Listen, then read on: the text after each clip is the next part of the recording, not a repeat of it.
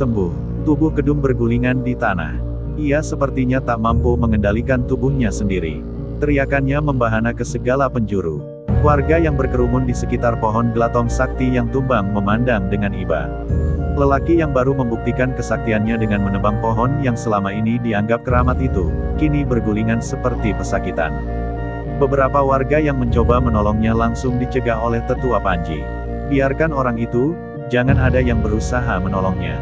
Mendengar suara berwibawa tetua dusun tersebut, warga yang tadinya berniat menolong Kedung akhirnya mundur satu persatu. Mereka hanya memandangi saja tubuh yang terus bergulingan liar di tanah berumput itu. Sepenanak nasi, tubuh Kedung yang bergulingan mulai melemah. Suaranya pun tak lagi sekencang tadi. Perlahan tapi pasti gerakan tubuhnya melambat dan akhirnya berhenti. Namun keanehan lain terjadi. Dari sekujur tubuhnya tiba-tiba muncul asap tebal mirip kabut. Asap yang keluar dari tubuhnya itu diiringi dengan hilangnya beruntul-beruntul merah di tubuh lelaki itu. Sependidih air, asap menghilang dan lelaki perkasa itu bangkit berdiri. Subhanallah, aura wajahmu bersinar, Kedung. Engkau memang bukan orang sembarangan. Tanpa disadarinya Tetua Panji mengucap kekagumannya atas penampakan baru orang yang akan menjadi muridnya itu. Lelaki yang tadinya dipenuhi kurap, kudis dan penyakit gatal saat ini bangun dari sakitnya sebagai orang yang berbeda. Kulitnya bersih, pandangan matanya teduh dan senyum yang mengembang dari bibirnya sangat menawan. Terima kasih, Guru. Engkau telah menyelamatkan aku dari kenistaan. Penyakit gatalku telah hilang, juga racun dari penjaga Dempo juga tak lagi menyesakkan dadaku. Tenaga dalamku sepertinya bertambah setelah Guru memborehkan minyak Glatong Sakti ke seluruh tubuhku. Kedung bersujud memberi hormat kepada gurunya. Jangan engkau meninggikan manusia setinggi Tuhan, muridku. Bangunlah, cukup memberi hormat dengan kedua tanganmu saja. Tetua Panji melarang muridnya bersujud kepadanya. Kedua guru dan murid itu lupa jika saat itu Kedung tak mengenakan selembar benang pun pakaian. Akibat larut dalam kebahagiaan, keduanya tak ingat jika di tanah lapang itu banyak mata yang menyaksikan kejadian tersebut. Beruntung salah seorang pemuda membawa kain dan segera memberikannya kepada lelaki yang telah berhasil menebang pohon keramat Glatong Sakti. Pakailah kain ini, Tuan. Tutupi auratmu, ujarnya. Dengan tersipu malu, Kedung yang masih duduk bersila di hadapan gurunya segera mengambil kain itu dan melilitkan di tubuhnya. Terima kasih, anak muda. Maafkan aku yang lupa diri tak sadar dengan keadaan diriku sendiri, ujar Kedung sambil tersipu malu. Ajaklah muridku ini untuk membersihkan diri. Pinjamkanlah pakaian bersih untuknya, dan berikan ia makanan yang enak. Bawalah ia ke rumahku setelah pakaiannya layak. Tetua Panji segera membubarkan keramaian. Ia melangkah pelan menuju rumahnya yang tak jauh dari tempat itu. Rumah Tetua Panji adalah rumah yang paling tua usianya. Berdasarkan cerita tutur warga dusun tersebut, rumah Tetua Panji adalah rumah pertama yang dibangun di dusun itu. Rumah itu bertiang kayu tinggi, terbuat dari kayu hutan pilihan. Dusun yang terletak di kaki Gunung Dempo itu memang telah berusia ratusan tahun. Konon dusun itu telah berdiri sejak zaman manusia belum mengenal agama. Menjelang sore, Kedung yang telah berpakaian rapi diantarkan beberapa pemuda menuju rumah tetua mereka. Tetua Panji mengajak mereka ke masjid yang terletak di dekat rumahnya untuk menunggu waktu maghrib tiba. Kalian pergilah terlebih dahulu ke surau. Aku akan menyusul setelahnya. Baik tetua, jawab salah seorang pemuda. Masjid itu juga berbahan kayu. Yang membedakannya dari rumah lainnya adalah masjid itu tak bertiang tinggi. Di atap masjid nampak kubah yang membedakannya dari rumah biasa. Di tempat itulah Tetua Panji mengajarkan pemahaman tentang agama Islam. Dalam beberapa purnama, ia juga rutin mengajak beberapa muridnya untuk berkeliling di seputaran kaki Gunung Dempo menyampaikan dakwah tentang Islam. Saat Kedung tiba di masjid itu, beberapa remaja tanggung tengah belajar mengaji. Ya, di waktu sore mereka belajar mengaji di masjid tersebut.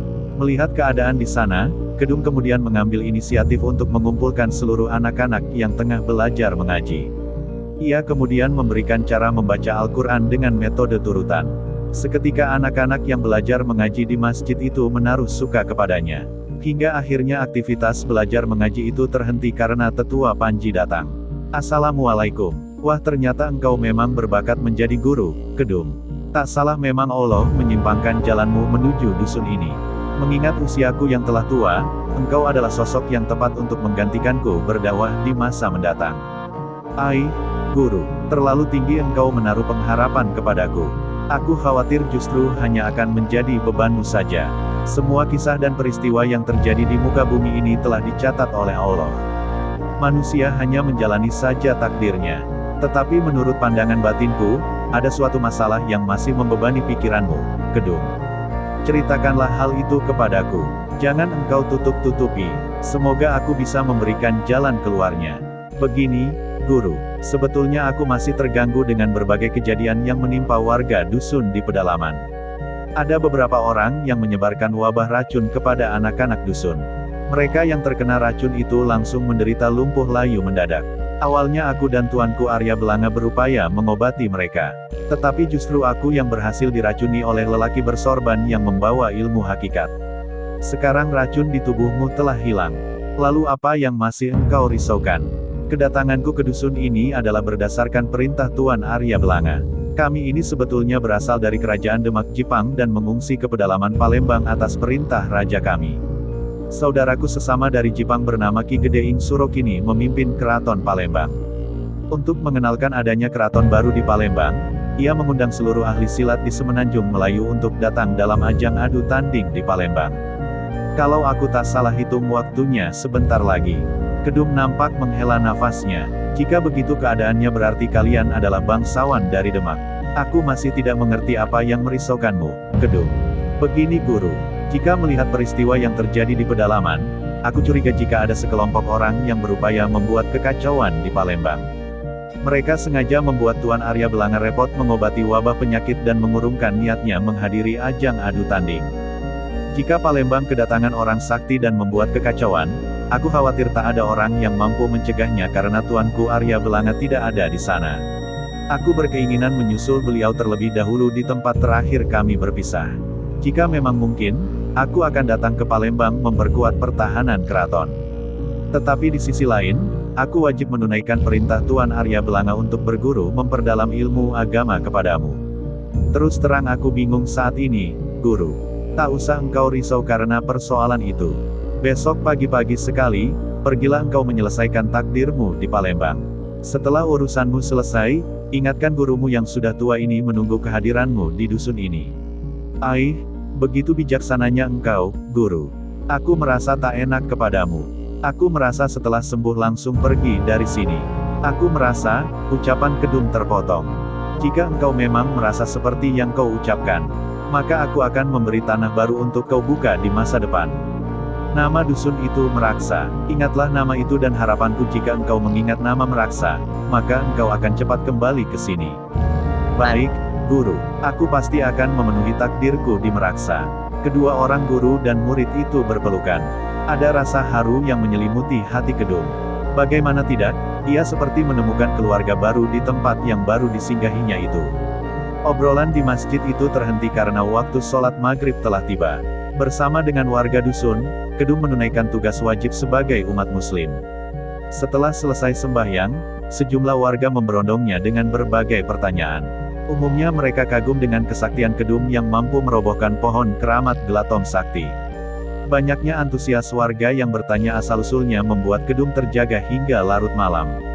Dengan sabar ia melayani pertanyaan keluarga barunya itu satu persatu. Hingga akhirnya, Tetua Panji mengajaknya beristirahat di rumahnya. Setelah selesai menunaikan sholat subuh berjamaah, Kedung memeluk dan mencium tangan gurunya. Dengan disaksikan puluhan jamaah, ia membedal kudanya cepat menuju tempat terbitnya matahari. Kuda berwarna hitam itu melesat seolah ingin segera sampai di peraduan sang surya.